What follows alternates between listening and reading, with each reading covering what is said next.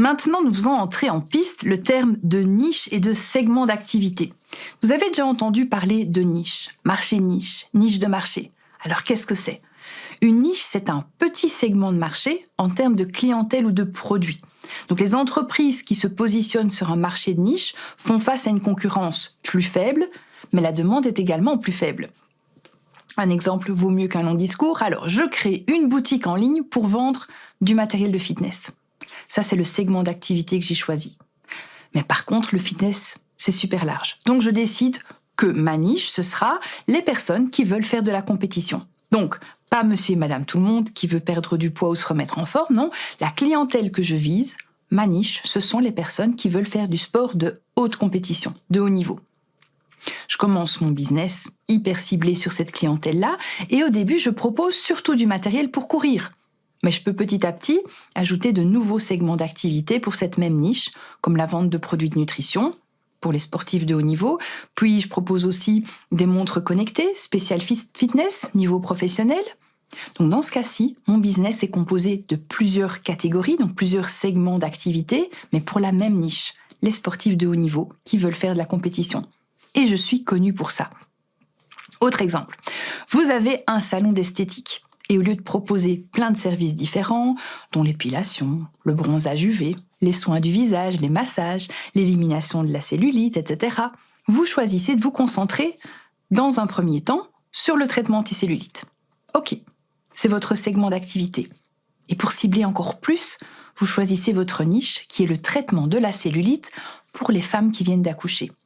La niche, alors, elle est hyper précise et limitée. Et vous allez peut-être vous demander quel est l'avantage de cibler votre cible de manière aussi extrême. Tout d'abord, j'imagine que votre budget est limité pour faire connaître vos services. Et un ciblage trop large va rendre votre message commercial trop vague, donc pas assez impactant. Autre avantage, la pertinence. Le but de votre message ou de votre pub est que les gens se disent en la voyant « ça, c'est fait pour moi ». Et si vous êtes une femme, que vous venez d'accoucher et que vous vous souciez de votre cellulite, vous ne pensez pas qu'une publicité ou une publication sur les réseaux qui cible exactement votre problème ne vous intéresserait pas ? Bien sûr que si. Par contre, si à la place vous tombez sur une pub ou une publication avec un message général pour un institut de beauté qui propose plein de soins différents, tels que l'épilation, le bronzage, blablabla, dont les traitements anticellulites, eh bien c'est fort probable que vous allez rater cette info qui vous concerne au milieu de toute la liste des services proposés. Allez, j'ai un dernier exemple pour vous. On va parler de Philippe. Philippe est photographe. Il a créé son business et sur son site internet, sa carte de visite, son profil LinkedIn, il présente un inventaire de ses services. À savoir qu'il fait des portraits individuels, il couvre aussi les mariages, il fait des photos publicitaires pour les entreprises qui veulent mettre en avant leurs produits et Philippe fait également des photos de mode. Maintenant que vous êtes au courant des services et des offres de notre ami photographe, je vous pose une question.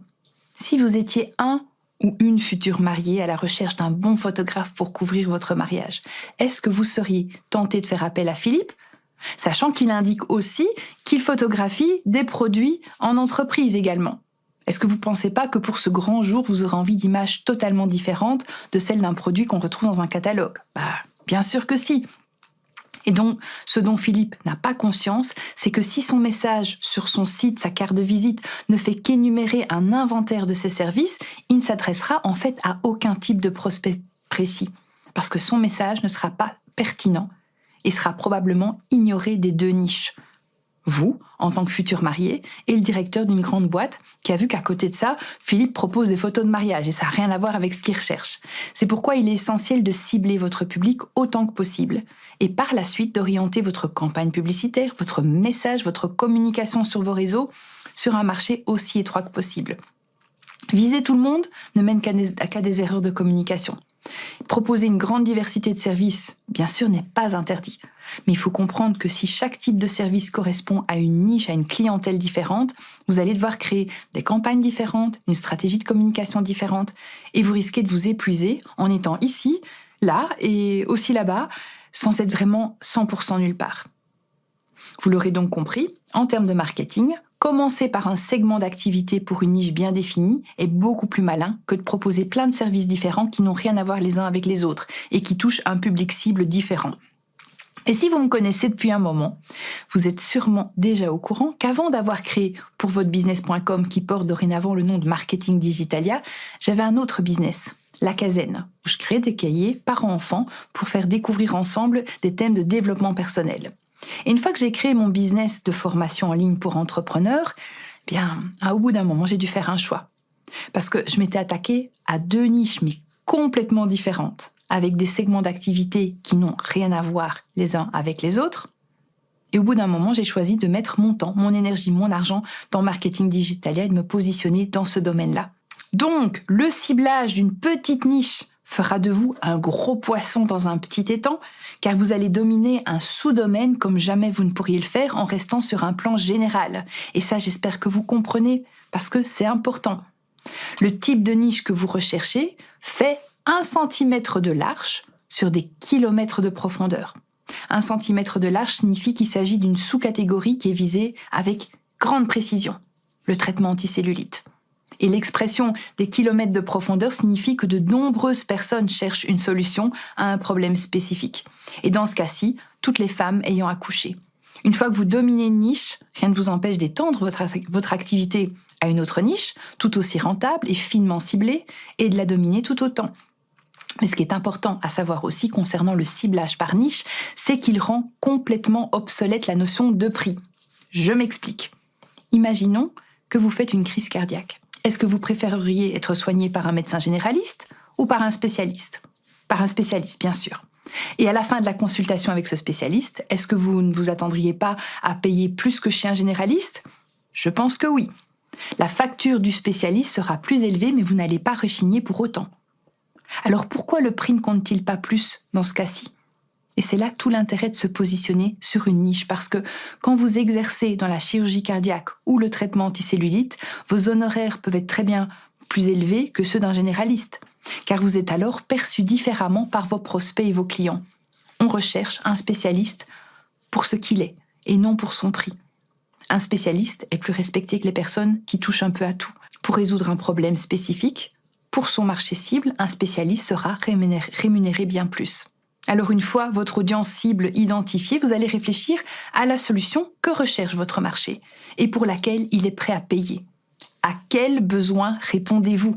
Quel est votre client idéal pour le produit ou le service que vous avez à offrir ? En identifiant votre niche, votre marché cible, vous décidez vous-même des prospects que vous excluez. Or, exclure des clients potentiels, ça effraie bon nombre de petits chefs d'entreprise, mais ils se trompent en croyant qu'il vaut mieux lancer un grand filet pour capturer le plus grand nombre de clients possible. C'est une fausse croyance. Ne cherchez pas à courir plusieurs niches à la fois. Vous ne feriez que diluer votre message et votre puissance de communication. Entre Philippe et la personne qui a créé son business pour les sportifs de haut niveau, il n'y a pas photo. C'est le cas de le dire. Le gars avec son business de fitness a trouvé la bonne parade en ciblant sa niche et en proposant à la même niche différents services et produits de segments d'activité différents. Philippe, lui, si je le rencontre un jour, je lui conseillerais tout d'abord de définir son marché idéal afin de choisir une bonne fois pour toutes un segment d'activité, soit les mariages, soit les photos de mode, soit les photos en entreprise. Et pour définir son marché idéal, je lui dirais de faire l'exercice suivant. Pour chaque segment d'activité, il devra donner une note entre 0 et 10 selon 3 critères. Premier critère, l'épanouissement personnel. À quel point il apprécie travailler avec de tels clients et faire ce genre de photos. Donc entre 0 et 10 pour les couples qui se marient et ce style de photo de service. Et une note de 0 à 10 pour les chefs d'entreprise, etc. Et c'est important de le faire parce que parfois, on travaille avec des clients pénibles uniquement pour des raisons financières.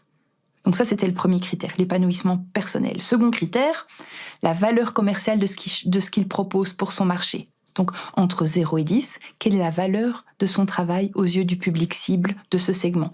Sont-ils prêts à bien le rémunérer pour son travail ? Et le troisième critère, le profit. Quelle est la rentabilité de son travail sur ce segment ? Parfois même lorsqu'on facture des sommes élevées pour certaines prestations, une fois qu'on a fait le bilan, on se rend compte qu'elles sont à peine rentables, voire parfois déficitaires. Donc entre 0 et 10, à quel point ce marché-ci est-il rentable pour moi ? Donc dans cet exemple-ci, après avoir fait l'exercice, Philippe pourrait se rendre compte que son client idéal est en fait un chef de moyenne entreprise qui désire s'offrir ses services pour mettre en valeur ses produits. Cette catégorie de clients est plus sympathique et le travail effectué est plus rentable. Par exemple, une fois qu'il aura mis le doigt sur cette info précieuse, il aura tout intérêt à focaliser son temps et son énergie à ce service-là. Ça ne signifie pas que Philippe ne peut rien faire en dehors de ce marché cible, mais ses efforts du moment doivent se concentrer sur ce segment idéal. Et une fois qu'il le maîtrisera, il pourra en ajouter d'autres.